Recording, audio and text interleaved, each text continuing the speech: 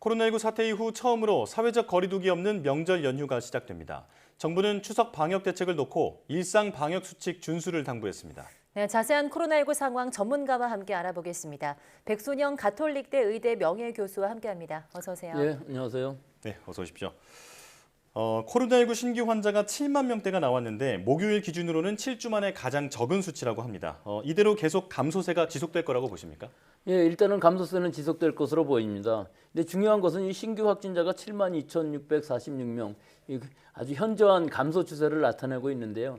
사실 이 신규 확진자의 정점은 8월 셋째 주 17일, 18일에 18만 명 정도가 정점이었던 것으로 보입니다. 네. 근데 한 2, 3주 정도 시차를 두고서 위중증 환자 사망자 수가 감소 추세를 보이게 되는데요. 그것이 아마 이전 주였던 것으로 보여요. 그래서 이전 주에는 하루 평균 578명, 거의 600명에 가까운 위중증 환자가 나왔고요. 사망도 이전 주에는 78명이 하루에 나왔습니다. 네. 그런데 비해서 이번 주에는 위중증 환자가 526명, 사망인 경우에는 64명으로 이 추세가 시차를 두고서 2, 3주 후에 정확하게 지금 감소 추세를 나타내고 있어서 사실은 이 신규 확진자의 규모보다는 위중증 환자 사망자 수가 감소 추세로 가고 있다는 것이 굉장히 중요한 사실일 것 같습니다. 네. 네, 국가수리과학연구소 수학자들이 앞으로 2주 뒤 신규 확진자가 적게 4만 명대에서 6만 명대까지 감소할 수 있다. 이런 예측을 내놓았는데요. 그럼 이 정도까지 감소할 거로 보십니까? 예, 그 정도는 아마 감소할 것으로 보입니다. 이번 주에 일평균 확진자 규모가 7만 6천 명 정도거든요. 네. 그런데 그 이전 주에 감염 재생산 지수, 즉 한 사람이 몇 명을 감염시키냐 하는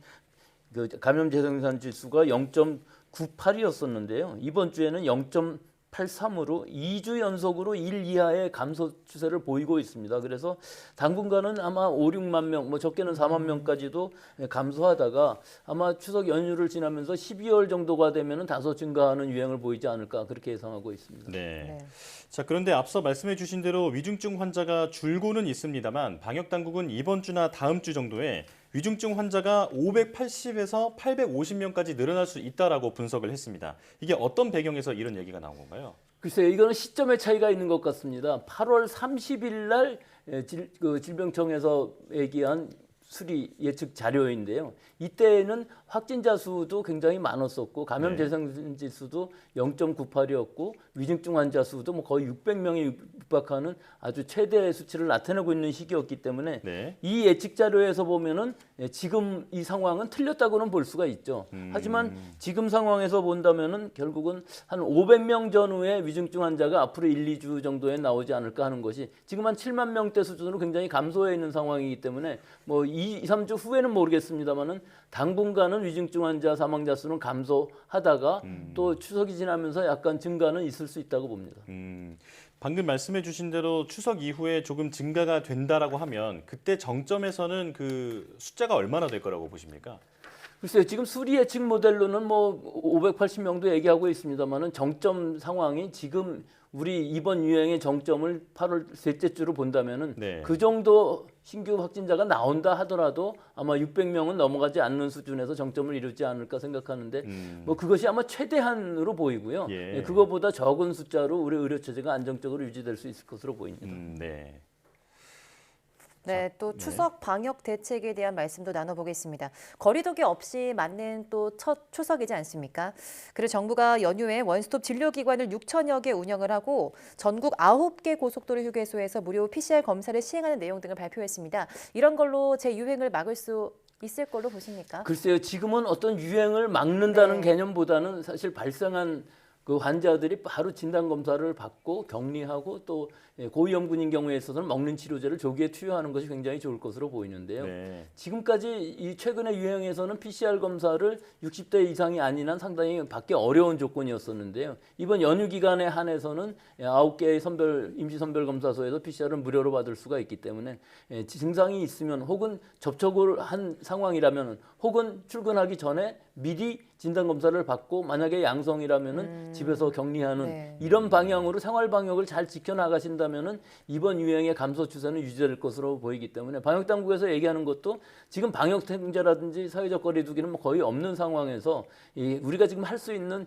최소한의 생활방역이라도 잘 지킨다면은 네. 그것으로서 어느 정도 유행의 규모가 감소 추세는 유지될 수 있을 것으로 예상합니다. 예. 자, 그런가 하면 지난 3일부터 코로나19 입국 전에 그 검사가 사라지면서 연휴에 해외여행을 계획하는 분들이 많이 늘었습니다. 일단 그 팩트 체크를 해보면 입국 이후에는 여전히 PCR 검사를 받아야 하는 거죠? 예, 그렇습니다. 지금 우리나라의 경우는 지난 3일부터 입국 전 음성 진단서를 의무화했던 것을 중단했다고 예. 표현을 했습니다. 그래서 이 상황이 나빠지면 다시 할 수도 있다는 것을 뜻하는데요. 네. 그렇기 때문에 진단 검사를 받을 필요는 없지만 일단 입국한 후에는 장기 체류자라든지 장기 체류 외국인이라든지 내국인인 경우에 있어서는 지역에 있어서의 보건소에서 무료로 받을 수가 있습니다. 일일 1차에 꼭 받아야 되는 겁니다. 그런데 관광 목적의 이제 단기 체류 외국인인 경우에 있어서는 무료가 아니기 때문에 공항에서 진단 검사를 받아야 되는데 이것이 지금 문제가 좀 되고 있습니다. 공항에서 진단 검사를 받고 나도 거기서 Q 코드에 입력을 해야 되는데 만약에 양성이 나온 경우에 있어서는 격리를 하기 때문에 네. 관광 목적이 다 없어지지 않겠습니까? 아, 일주일 네. 격리를 하게 되면 그래서 그 신고율이 굉장히 낮다고 합니다. 그래서 이 지금 방역에 있어서 검역 부분에 있어서 이 1일차에 진단 검사를 받고 Q 코드에 그 기입하는 신고하는 이 부분들을 좀 더 철저하게 의무화하는 부분이 좀 개선이 필요한 시점이라고 보겠습니다. 예. 자, 그렇다면 이번에 추석 연휴에 해외여행을 다녀오시는 분들도 많이 있을 텐데 이번 연휴가 코로나19 추세에 미칠 영향에 대해서는 어떻게 전망하십니까? 그래서 이번 연휴가 결국은 방역 통제 없이 사회적 거리 두기 없이 맞는 첫 추석인데다가 첫 명절인데다가 또 우리 인구 이동이 약 3천만 명 정도 4일 동안에 이루어질 것이라고 하기 때문에 네. 이동은 이동은 굉장히 많을 것으로 보이는데 예년에 사회적 거리 두기를 할 때에도 항상 명절 때에는 이 증가 추세로 갈 것이라고 예상을 했었습니다만은 그렇게 유의미한 증가가 나타나지는 않았었거든요. 또 올해는 방역 통제가 없다는 부분이 물론 문제는 되겠습니다만은 예. 아까 말씀드린 것처럼 기본적인 생활 방역들 즉 실내에서의 마스크 쓰기라든지 손 씻기라든지 환기 또 가능하면 이 귀성하셨을 때 지인들과의 만남을 최소화하고 단시간하고 하는 것들을 잘 지키신다면은 올해 추석도 잘 넘어갈 수가 있는 그런 상황이 될 수 있을 것으로 기대해 봅니다. 네. 또 코로나19뿐 아니라 요즘 독감도 좀 조심해야 될 상황인 것 같습니다. 뚜렷하게 의심 환자가 늘고 있는데요.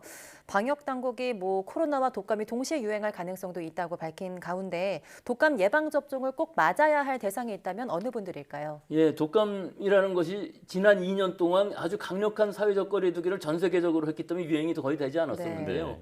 올해는 일단 호주라는 모범 답안이 있거든요. 거기는 겨울이 먼저 오기 때문에 지난 겨울 시즌에 굉장히 많은 유행이 나타났습니다. 그렇기 때문에 우리나라도 분명히 유행이 될 것으로 보이고 독감하고 코로나가 같이 유행하는 상황이 될 것으로 보이는데요.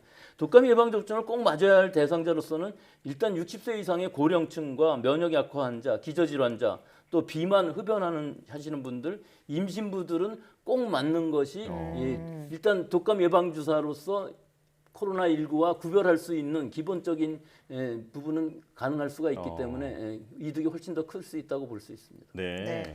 그렇다면 또 독감 예방 접종이랑 코로나19 백신이랑 동시에 접종하는 것도 가능합니까? 예, 그거는 이제 코로나19 예방 접종이 나온 이후 WHO에서도 같은 날에 양팔에 코로나19 네. 독감 백신을 접종하는 것까지도 문제 없다고 권고를 한 바가 있습니다. 예. 하지만 두 개를 한꺼번에 맞는 게 좀 부담스러울 수가 네. 있어서 아무리 경증이라도 좀 부작용이 생길 수가 있기 때문에 각각 하나씩 먼저 맞고서 부작용 사례들이 다 없어진 이후에 다시 일주일 정도 후에 새로운 백신을 접종받는 것도 나쁘지 않다고 생각합니다. 동시에 접종받는 것도 물론 안전하지만 이제 몸 상태를 봐가면서 약간 기간 차이를 두는 것도 괜찮다라는 말씀이시군요. 자, 그렇다면 이제 마지막으로 그 코로나19 사태 이후 처음으로 맞이하는 사회적 거리두기 없는 그 긴 연휴입니다. 국민들께 당부의 말씀도 좀 전해주시죠. 예, 물론 지금 감소 추세이긴 하지만 이 하루 7만 명이라는 게 전 세계적인 통계로 보면은 세계 최고 수준입니다. 네. 예, 우리가 1등하면 일본이 2등 이 정도거든요. 네. 근데 일본은 진단 검사 수 자체가 적기 때문에 통계가 적게 잡히는 부분이 분명히 있어서 지금 상황이 꼭 안심된다고 볼 수는 없기 때문에 귀향시 가능한 한 생활 방역 수칙을 잘 지키시고 제일 중요한 것은 사실은 그 고향에서 친구들, 지인들 많이들 모여서 같이 음주하는 것이 문제일 수가 있는데요. 그것도 예. 하지 마시라는 것이 아니라 가능한 한 적은 단위로 모여서 가능한 한 생활 방역 수칙 잘 지키고 손 씻기, 또 실내에서의 마스크 쓰기, 환기하기, 좀 거리 두기 이런 것들을 잘 지키시면서 모임을 가지시는 것을 권고드리고 싶습니다. 네.